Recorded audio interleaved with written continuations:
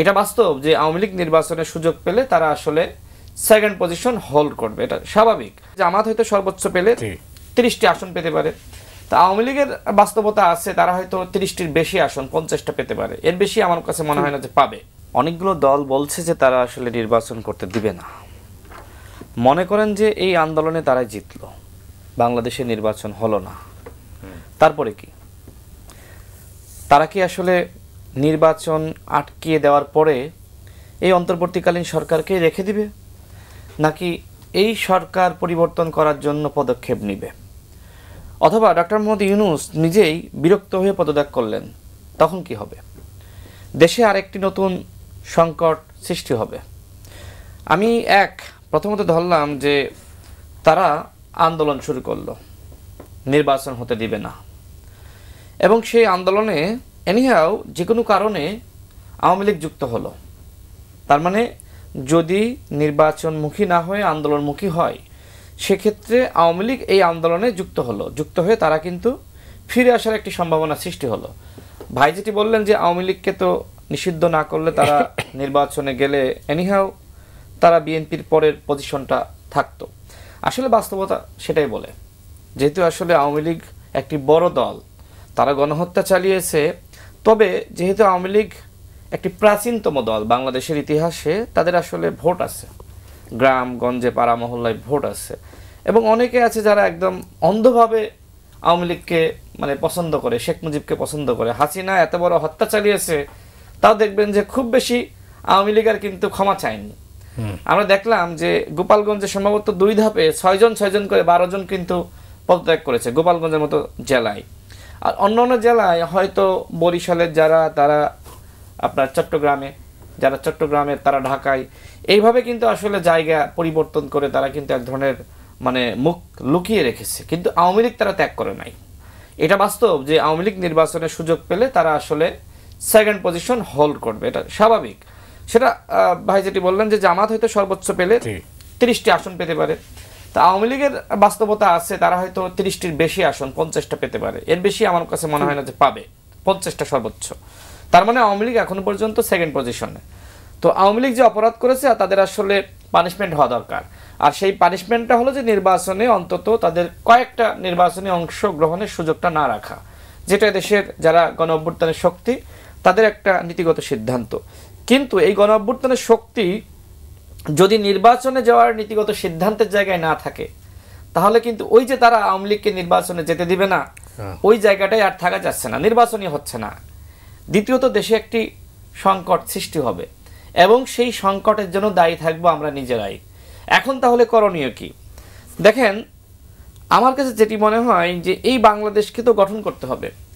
আমরা স্বাধীনতা অর্জন করেছি, স্বাধীনতা অর্জনের পরে রাষ্ট্রে গণতন্ত্র প্রতিষ্ঠা করা, ন্যায় বিচার প্রতিষ্ঠা করা, বিভিন্ন প্রতিষ্ঠান গড়ে তোলা, নাগরিককে প্রশিক্ষণ দেওয়া, সভ্যতা কালচার এই সম্পর্কে মানুষকে বোঝানো, সেই কাজগুলো কিন্তু আমরা এই দীর্ঘ 54 বছরে করতে পারি নাই। তাহলে এখন এই কাজগুলো আমাদের করতে হবে, আর এই কাজগুলো করার জন্য দরকার গণ অভ্যুত্থানের শক্তির মধ্যে একতা। এখন যে বিভক্তি লক্ষ্য করছি, ঠিক আওয়ামী লীগের সময়ে বিএনপি আওয়ামী লীগের মধ্যে, বা সেই সময় তো বিএনপি জামাত বা আমরা একদিকে ছিলাম, আওয়ামী লীগ ভিন্ন দিকে, তখন কিন্তু এই ধরনের ডিবেট আমরা দেখতাম যে আওয়ামী লীগ একভাবে কথা বলছে আর আমরা ভিন্নভাবে কথা বলছি। এখন আওয়ামী লীগের অবর্তমানে আওয়ামী লীগ সবসময় জামাত ইসলামকে স্বাধীনতা বিরোধী তকমা দিয়ে মূলত রাজনৈতিক কাজে ব্যবহার করেছে। বিএনপির একজন নেতাকে বলা হচ্ছে যে শামীম ওসমান, গডফাদার। আবার অন্যদিকে আমরা লক্ষ্য করছি যে জামাত ইসলামকে আবার রাজাকারও বলা হচ্ছে। তো দেখেন, আপনি একটা জিনিস নিশ্চয়ই সাংবাদিক হিসেবে আপনি মূল্যায়ন করবেন যে হ্যাঁ, জামাত ইসলাম অবশ্যই ওই সময় স্বাধীনতার বিপক্ষে শক্তি ছিল, কিন্তু পরবর্তীতে তারা কখনো জাতীয় পার্টির সাথে গিয়েছে, কখনো বিএনপির সাথে গিয়েছে, কখনো আওয়ামী লীগের সাথে গিয়েছে। আবার আওয়ামী লীগ সবসময় আমরা দেখেছি যে এই জামাত ইসলামকে স্বাধীনতা বিরোধী তকমা দিয়ে মূলত রাজনৈতিক কাজে ব্যবহার করেছে।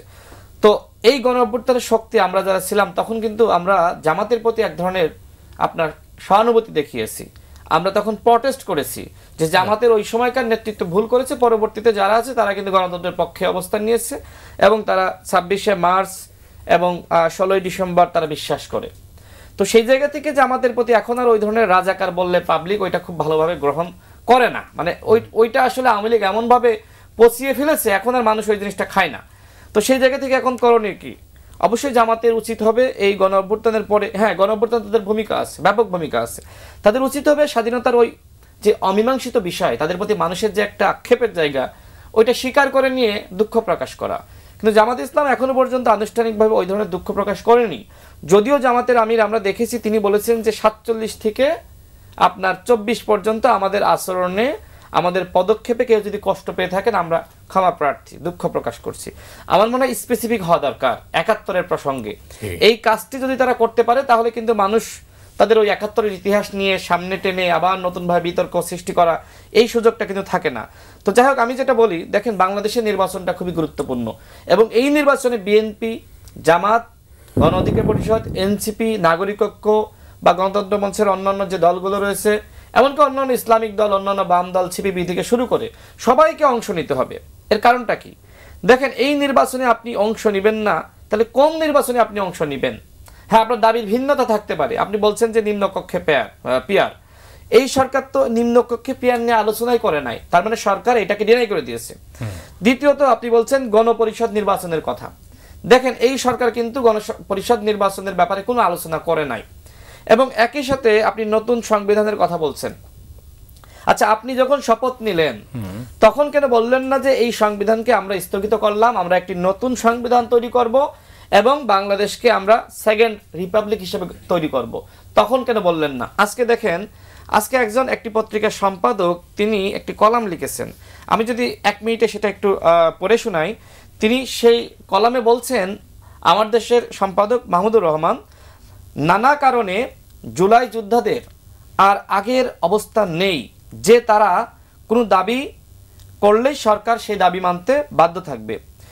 বিচিত্র সব কর্মকাণ্ডের মাধ্যমে তারা নিজেদেরকে বিতর্কিত করেছে এবং তরুণদের আসলে এই দায় এড়ানোর কোনো সুযোগ নাই।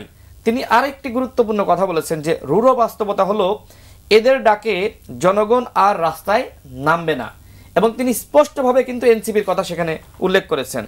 তিনি আরো বলেছেন যে আমি সর্বদা তরুণদের অপরিসীম সাহস এবং নিখাদ দেশপ্রেমের প্রশংসা করে এলেও তাদের আত্মসংযম এবং বিচক্ষণতার যে অভাব সেটা তারা উপেক্ষা করতে পারে না। আজকে দেখেন যে সম্পাদক হিসেবে যারা রয়েছে, বাংলাদেশের বুদ্ধিজীবী বলেন, তরুণদের যে একটি অপরিসীম সম্ভাবনা সৃষ্টি হয়েছিল সেটা যে তরুণরাই আবার গলা টিপে হত্যা করেছে সেটা কিন্তু তারা বলছে। তার মানে এনসিপির একটা সম্ভাবনা ছিল, তারা গণ অভ্যুত্থানের নেতৃত্ব দিয়েছে, কিন্তু এই সম্ভাবনাকে কাজে লাগিয়ে সারা দেশে তারা সংগঠন গড়ে তুলতে পারে নাই। ভাই যেটি বললেন যে সারা দেশে তারা প্রচুর মানুষ জড়ো করার চেষ্টা করেছে, এই মানুষগুলো কারা আপনাকে একটু অনুসন্ধান করে দেখতে